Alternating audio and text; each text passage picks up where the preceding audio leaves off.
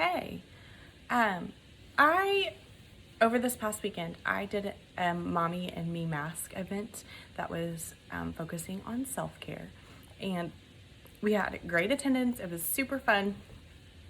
But it so much was brought to light while we were doing the event that I really decided. Sorry guys, camera just shifted. I really decided that I wanted to do a video about this. So I've got my notes right here that I'm going to refer to for just a little bit. But so I have some first examples of self-care. So self-care would be a bubble bath or a relaxing shower that stimulates all five of your senses.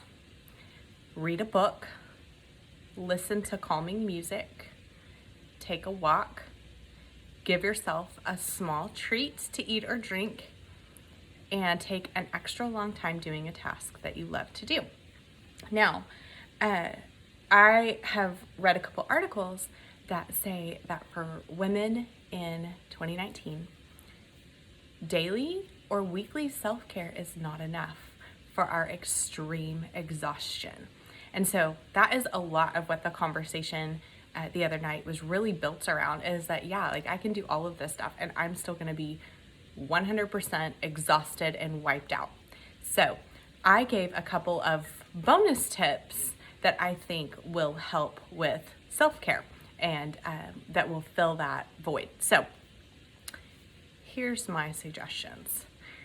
Number one, get your spiritual life in check, because if that is not where it needs to be, there will be no rest, there will be no self-care, and nothing will fall into alignment. That's just in life, but especially talking about self-care, you need to make sure that your spiritual life is in check and that your daily habits with your spiritual life are in check.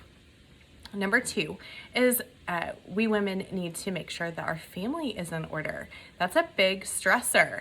So some examples of that would be to do a weekly calendar where like Sunday nights we have a brief little family meeting and we go through what all we have, like my husband and I, what all we have on the schedule for the day. Another suggestion would be to meal plan and then grocery shop off of that meal plan. The third option is to serve or volunteer or give back to the community. When I find that I am doing that, I find that I am renewed and refreshed, and I feel not necessarily relaxed, but I have a different perspective on life. Two more. I know, I've got a distraction. Work or school, make sure that that is in order. And again, like your weekly schedule, one of the comments that came up was maybe even like looking at the forecast and planning out like your outfits each day really quick, what you're gonna wear, so you don't even have to think about that in the morning, and just put those like in the front of your closet and then just each day grab and go. And if you hate your job, go find another job. Life is way too short to do a job that you hate. And then the last suggestion or hack that I have for you is relationship. Find friends, date your spouse, have a late night or an early morning meetup with people who give you life and speak life into you. I have tons of suggestions if you find a mentor, but that's not necessarily what I'm talking about. I'm not talking about like doing soul searching work. I'm just talking about doing like just relaxing, having conversations, being more than just a mom or a wife or a worker, and just, you know, finding out your true self by talking to these people and having conversations. I know that when my husband and I go out on a date, we have like an unspoken rule that we're not really allowed to talk about work or the kids. And so it really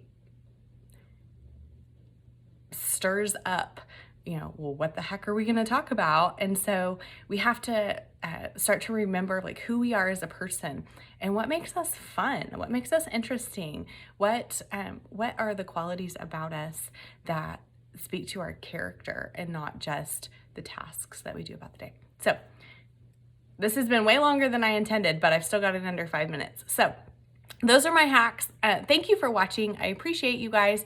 If you have any self-care hacks, be sure to put them below. And if you do your self-care and you still feel exhausted, comment that below too, because I want to hear about it. Talk to you later. Bye-bye.